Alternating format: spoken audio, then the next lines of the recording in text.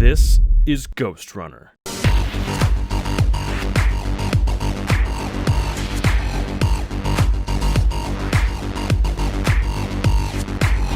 And this is me playing Ghostrunner.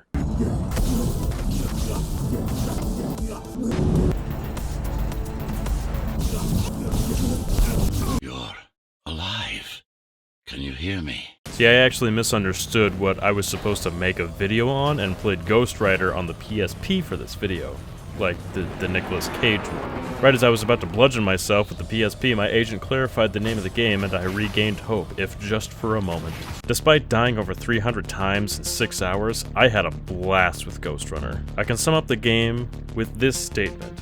It is the goriest, most fast-paced puzzle game I have ever played. The basic structure of most missions, excluding bosses and platforming levels, go as such. Exposition dump while platforming. Walking into an area full of enemies laid out in a very strategic and particular manner. Die 7 times. Finally figure out the optimal manner/order to murder everyone. Die 3 more times. Finally clear the room.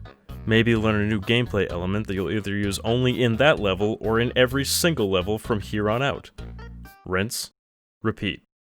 Now doesn't that sound fun? Well, no, not really, but shut up, I'm gonna tell you why it's fun. Every fight that you get into can be briefly scanned before you dive in, and you're typically given a couple of different starting points.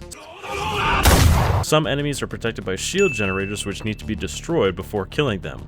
So, you have to figure out how to safely dash, wall run, grapple, or climb to that generator on your way to beheading those enemies because you die in 1 hit. Sometimes the generators themselves have shield generators, which adds another layer of planning, and certain enemies are better to kill before others. So really when I say I died 10 times in 1 room, it just took me that long to figure out the optimal path through the room. Once you've got that down, you just have to not choke, or in my case, have a f***ing space bar that breaks halfway through the game, and you'll be good.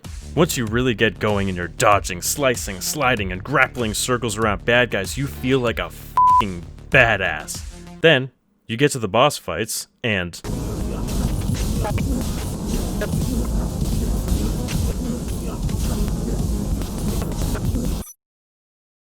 Yes. Now, I don't want to spoil the rest of the boss fights because those ones are actually fun, but this laser thing is f***ed. Whichever one of you designed Tom, I don't like you. The soundtrack to this game, my god, this soundtrack is the most...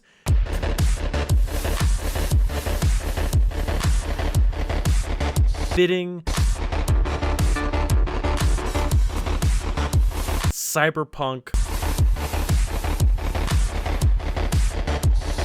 pulse-pounding...